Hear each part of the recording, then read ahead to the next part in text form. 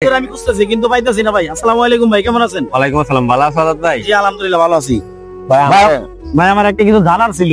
কি ভাই? বিষয়টা হইতেছে আমি ফেসবুকের কিছু জিনিস জানি না, সেই জিনিসগুলো জানতে চাইতেছি। কাজ তো অনেকদিন ধরে করতেছি কিন্তু আসলে বুঝতেছি না কিভাবে এঙ্গেজমেন্ট বাড়ে, কিভাবে ভিউজ আসে, তারপর হচ্ছে কিভাবে ফলোয়ার বাড়ানো যায়।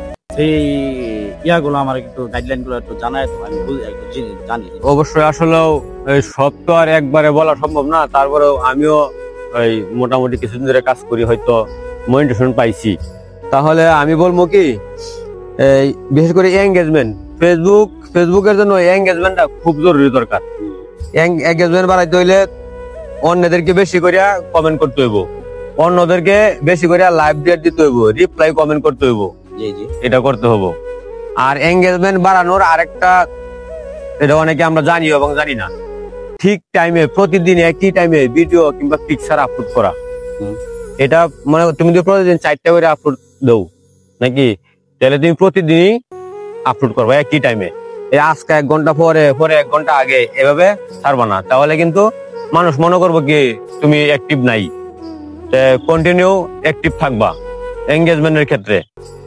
আরো অনেক নিয়ম কারণ আছে, যেমন তুমি বলতে পারো ফলোয়ারও এভাবে বাড়বে, এঙ্গেজমেন্টের মাধ্যমে ফলোয়ার বাড়বে।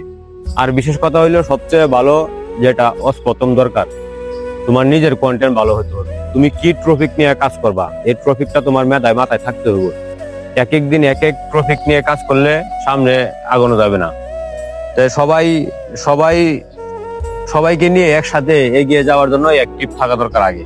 অ্যাক্টিভ যে আমি থাকবো, জিনিসগুলো হচ্ছে আমি অ্যাক্টিভ যে আমি থাকবো, সবার সাথে আমি ধরো সবার সাথে এঙ্গেজ আছি, সবার সাথে আমি ফলো দিয়ে রাখতেছি, কিন্তু অনেকে আমাকে আনফলো করে চলে যাচ্ছে। এখন তাদের ক্ষেত্রে আমি কি বলবো যে তারা আমাকে আনফলো করতেছে কেন?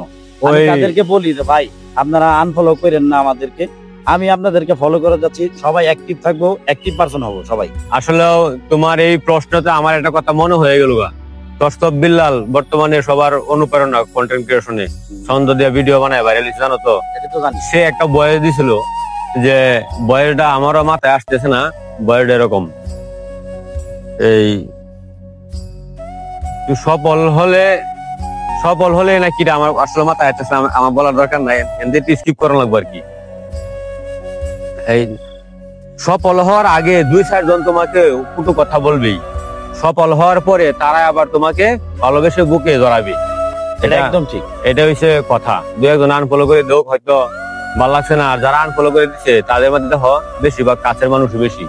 এই জগতে কাছের মানুষ খুব কম সাপোর্ট করে, যারা দূরের মানুষ তারাই সবচেয়ে বেশি সাপোর্ট করে। তাই অ্যাক্টিভ থাকো, আর অন্যদেরকে বেশি লাইভ ডেট দিবা, লাইভ করবা, সবকিছু নিয়ে অ্যাক্টিভ থাকবা। আর আমার জন্য দোয়া করবো, আমি পাগল মানুষ জসিম ভাই। এই তোমাদের জন্য দোয়া রইল, সবসময় সবার জন্য দোয়া থাকতে হবে। আর দর্শকদের জন্য যে কথাগুলো বলছি আপনারা মেনে চলবেন। বা একবার অ্যাক্টিভ থাইকে দেখেন, ফেসবুকে অহন বলা যায় না, অনেক অ্যাক্টিভ থাকলেই মনিটাইজেশন, অহন আর কোনো নিয়ম কানুন নাই, যত অ্যাক্টিভ তত মনিটাইজেশন।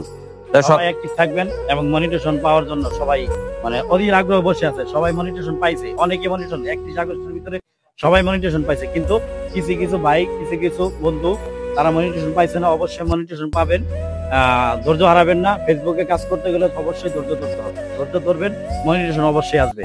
সবাইকে ধন্যবাদ, সবাই ভালো থাকবেন। আমার এই জসিম ভাইয়ের জন্য সবাই দোয়া করবেন। পাগল মানুষ জসিম ভাই, যেহেতু ওনার সাথে অনেকদিন পর দেখা হয়েছে, কন্টেন্ট বানাতে আসছে, ওনার সাথে দেখা হয় খুব ভালো লাগলো। তো পরবর্তীতে আবার যেদিন আসবো অবশ্যই সবাই একসাথে মিলেমিশে কাজ করবো ফেসবুকে। সবাইকে ধন্যবাদ।